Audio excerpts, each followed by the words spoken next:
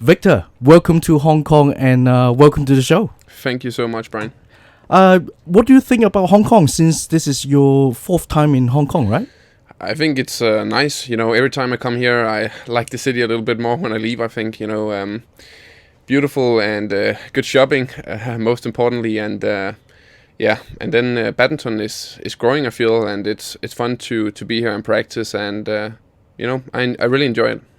What do you think about the badminton culture here in Hong Kong?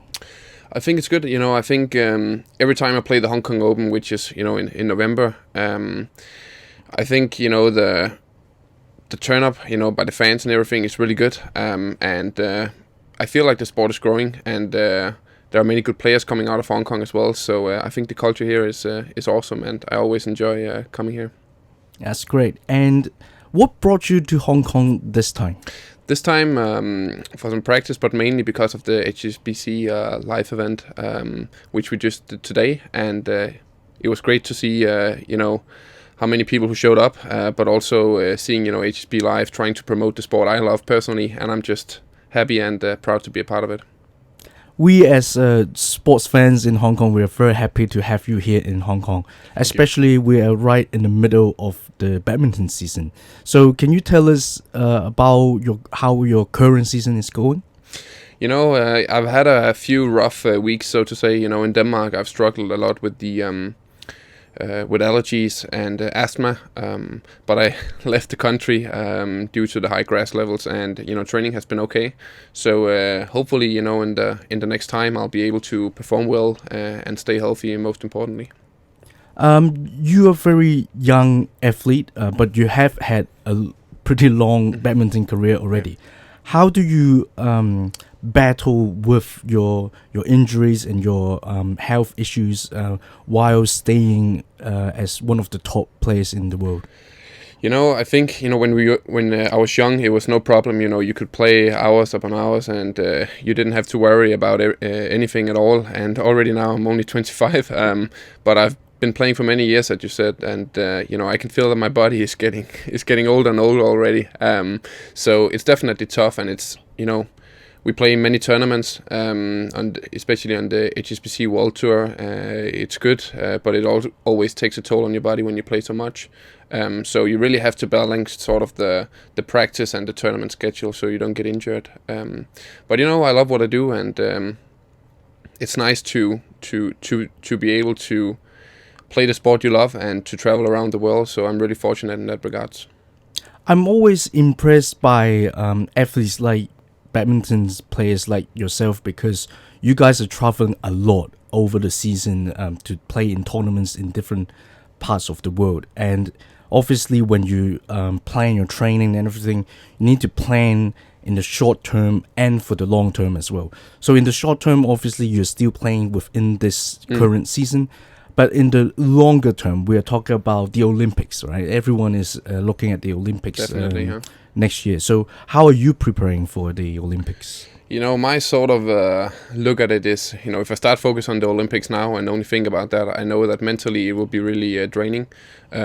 So I just take one day at a time, one tournament at a time, and that's the way to do it for me personally. So there are so many tournaments, as I said, so you really have to take, one match at a time, even though it's what we athletes always say, and it's pretty, cliche at this point, but that's just what works best. So you got to focus on one day at a time, one practice at a time, and not to get injured. If we look at other sports, even in team sports, there is a new kind of concept right now. We call it the load management. So basically taking care of your body and try to control how much you play and how much you train. Do you have this kind of strategy of trying to take a break in the middle of the season or during off season? How do you take a break from badminton and then pick it up again to be able to gain the momentum again? There's not too many chances to actually take the breaks, even though physically it would probably be a good idea, but I try to do what I can. I'm a tall, heavy guy when it comes to badminton, so I really have to take care of my joints especially.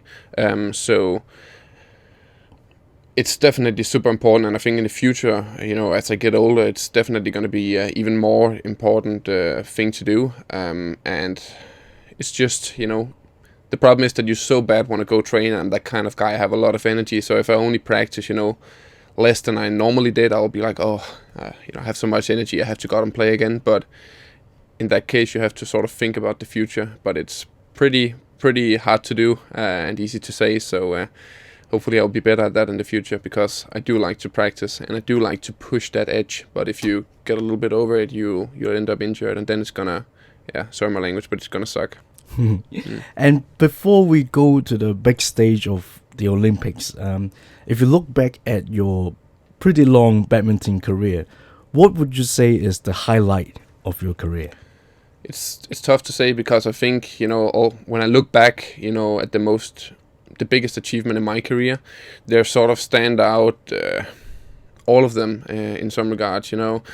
I had a tough time leading up to the World Championship in 2016, was out with an injury, couldn't practice as much, and then I went there and won the World Champs in Glasgow, which was like, whoa, what happened? And that, relief and that, happiness was different than when we won the Thomas Cup in 2016, where you're sort of part of a team, and we're not used to that, right? So to sort of have the opportunity to share it with somebody at the Thomas Cup was really different and something really special, which stands out for me personally a lot. And the Olympic bronze medal was my first major medal, so that was also crazy big. So I can't really choose one, to be honest. Every achievement at that point, I'll think back at a really special time. And I think obviously individually one of your top achievements is to reach the top of the world. How did it actually feel? Because you, in any sport, you are really relatively young when you reach that kind of achievement. It felt awesome, of course, to see my name there. And many times you see somebody get to the ranking number one, and then they maybe fall down a few weeks afterwards. But I managed to stay up there for the majority of the year, so that of course made me really proud. And it's a dream coming true, of course. But to be honest, I don't focus so much on the ranking. I know that if I focus on the next tournament and to play well there and to take one match at a time, the ranking is sort of follows afterwards. So I don't spend too much time calculating and looking at the ranking list. I just try to focus on the next match ahead. Obviously, the world ranking is more of a abstract kind of thing for players like yourself, right? Because there's points, there's calculation and everything, but the most obvious thing on the court is your opponent, right? And there are so many legends in the game, and obviously you've beaten Lin Dan, Lee Chong-wei. These are the legends of our generation. How did it feel to face them and to be able to beat them? It felt surreal the first times. When I was a little kid, I watched a lot of YouTube of their matches, and obviously I've been following their sort of rivalry during the years. So to actually play against them and beating Lin Dan and Lee Chong-wei for the first time was a big experience for me. I think we're just lucky to have two such good players at the same time, and to be able to sort of enjoy all the matches. And I feel proud and honored to be a part of the sort of the same timeline as they have been. And on the mental side of the game, like you said, when you face this kind of legendary players that you've looked up to when you were very young, did you feel any nerve at all when you faced them? Yeah, of course you feel a little bit nervous, but more not the bad kind of nervous, so to say. Maybe just like, how to say, a feeling of really looking forward to something, and you really like try to zoom in when you go on court, and maybe the first few rallies you are like, oh, I'm up against a big idol of mine or whatever. But then after a few minutes you sort of loosen up, and you just try to play your best game, and that's how it goes. I always think that the psychological side is very important within the badminton game. Within a game, if you lose a few points in a row, then obviously it will affect your mind. Do you have any tricks for yourself when you face that kind of difficulties within a game? Yeah, I think it really comes down to what mental state you're in when you go into the game. Like, maybe you're at a point in your career, where I was when I was younger, where, small mistakes were really frustrating to me. And that sort of, made me make even more mistakes in the next rallies to come. And there was just like a really evil circle, so to say. But as, you get more experience and you start to work more on your mental, how can you say, mental power within the game, and you start to sort of say, okay, what happened just happened. You gotta, just play the next rally. And again, it's so easy to say, but really hard to do when you're in there, because all you want to do is win, right? But you gotta be honest with yourself and face that everybody's gonna make mistakes during a game, and there's also an opponent on the other side of the net who can play really well. So it's not like track and field, where it's just like you run 100 meters and you sort of can just focus on your own. There's many aspects to the game, and that's what makes badminton a beautiful game as well, in my opinion. That's great. And let's switch our gears. That's enough badminton for now. Great stuff. Let's loosen it up again. So apart from badminton, I know that obviously badminton is a huge part of your life, right? And like you said, you travel a lot because of badminton. How do you balance your life outside of badminton and your career? Yeah, it's definitely a balance, because I think if you want to make it to the top in any kind of sport, you sort of have to be obsessed to some degree, and I've definitely been that for many years. And at some point in my career, I was so only focusing on badminton that it sort of ruined the balance outside the court. But now I feel like I have a good balance on everything. I try to spend time with my girlfriend, with my family, of course, try to sort of get my head off badminton. And then if you're out for a while, or you're injured or whatever reason, then if you have other things to sort of focus on, that really helps. So it's something you gotta learn, but it really takes practice, because all I want to do mostly is to play badminton. But there's more to life than just running around with a racket. And I've, I think that I've managed to sort of balance it all out to a certain degree, which is healthy. In an average season, how much time do you actually have for your own leisure, or you spend time with your family at home? It's really different. It really depends on what period of how the training is, how much travel there is. Sometimes when I have time off, it fits my schedule, but it might not fit my family or my friends or whatsoever. They might be in school, living normal lives, so to say.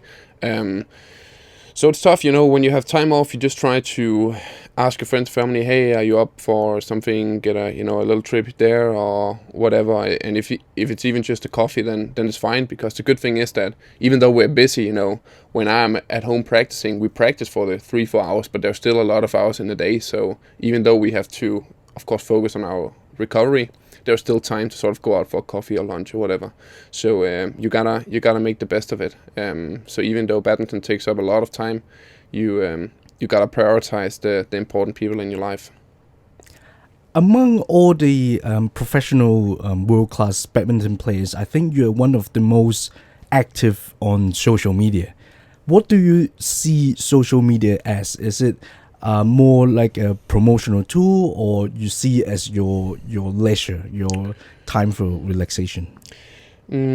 I think, as a badminton player and just my personality in general, one of my big responsibilities is to promote the sport, I love, and I know how much it did for me, and that's also why, the reason why I'm here, like the HSP live event, it sort of tries to promote everything I think is important, how healthy it is for you to sort of compete and to sort of have a passion for what you're doing.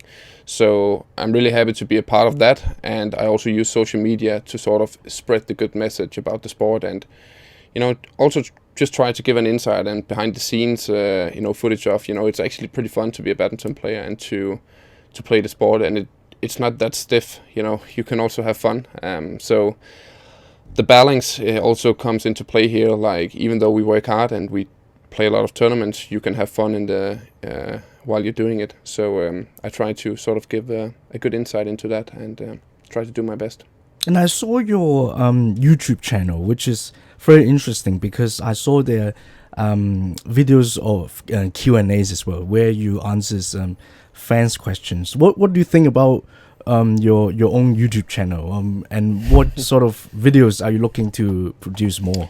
You know, of course we're busy, as we've talked about many times now, but I'm lucky to like my strength and physical prep coach Sean Casey is also a really good photographer and everything. So he's a great help. He's always running around with a camera behind me. So we try to get a lot of footage and to put it up on the YouTube channel. And again, it's sort of the responsibility of promoting the sport, and of course me myself as a brand. YouTube is a good way to do it. And in the future, I hope to be able to sort of be on a little bit more educational sort of side of things when it comes to badminton and everything. But right now, my career is of course the most important thing, but there's definitely some exciting stuff coming up in the future.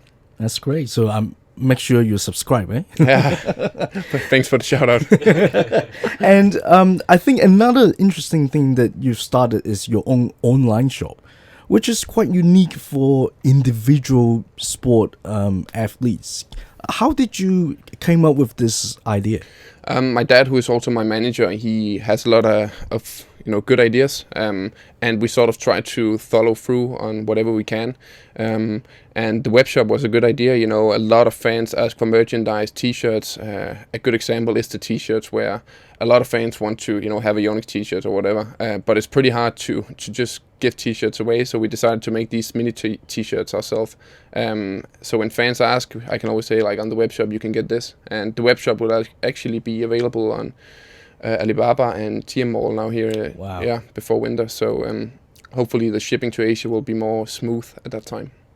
From all that, I can sense a bit of entrepreneurship in you. What do you think about the commercial side of sport? Obviously, you're an athlete and your main focus is playing badminton itself. But while you're in Hong Kong, you have your commercial commitments and you run your own kind of business with your dad as well. What do you think about entrepreneurship? I think it's, if I didn't play badminton, that's definitely the field I would sort of try to explore and already, try to sort of learn about and to see what I can do in the future and stuff like that. Both my parents, they sort of work for themselves, so maybe it runs in the blood a little bit. So yeah, I think it's definitely something I'm gonna, try to try to like grow in and to develop, and hopefully when I'm finished playing badminton at some point, I can do some exciting stuff. It maybe goes hand in hand with badminton being, an individual sport. I'm only myself on the court, and then when it comes to entrepreneurship, you also, like, alone with a few partners, you select yourself and try to grow something good. So yeah, we'll see what happens in the future, but it's definitely exciting stuff. Like you mentioned, I know you're still very young, but have you ever thought about life after badminton? Like you said, you might go into the business side of things. Have you thought about, like, in general, what kind of direction you might take? Of course, you have thoughts here and there. Maybe try to grow your own business of some kind. Maybe an opportunity pops up afterwards, or I don't know. Right now badminton is the main focus. But I'm open to everything. I just want to take it easy and see what happens. Hopefully at some point when my career is over, I'll find another way of sort of challenging myself, because I know that that's one of the things about badminton. The competitiveness and trying to be better every day. That's something I'm gonna try to incorporate in my everyday life and whatever I'm gonna do afterwards as well. That's great. And as a young man like yourself, you've achieved a lot in badminton and in life in general as well. Okay. What is your next main kind of life goal or target? I think, the overall goal is to sort of reach my full potential in, whatever I'm doing. Of course, now it's badminton. I'll try to be the best badminton player I personally can be. Maybe there is a guy who's going to be better than me, but that's okay. If you try whatever you can to be the best version of yourself, whether it's on or off the court, then I'm happy, you know. So I wanna, when I'm finished, maybe 7-10 years from now, who knows, I want to be able to look myself in the mirror and, you know, say, you know, you did whatever you could every day. You practiced, you tried to take the right decisions on the day, and you can be proud of that. So I don't really have any, you know, result. I really want, of course, I want to win the Olympics. Like, it's every badminton player's dream. But most importantly, I want to, you know, just be the best version of myself, as good as possible, and we'll see what happens. And just to wrap it up, what is your advice for young Hong Kong people who wants to become a professional athlete like yourself? I think they should believe in themselves. You know, there will be a lot of, you know, naysayers, a lot of people who tell you that they should focus on this and that, but they gotta remember it's their life. You know, you can, even though you know, I gotta be honest, you know, not everyone is gonna, you know, be a world champion and be number one in the world or whatever, but that's okay. You know, you learn a lot from going 110% after. You know, I don't care if it's, you know, painting, dart or badminton, soccer. If you go all in and you try to, you know, get better, you know, you can take what you've learned from that and then just like sort of incorporate it in the next things you're gonna do. So I think that's an important message for the young athletes out there. Or yeah. Awesome. Thank you very much. Thank you so much. And good luck with your rest of the season, and good luck in the Olympics. Thank you. Thanks for inviting me here.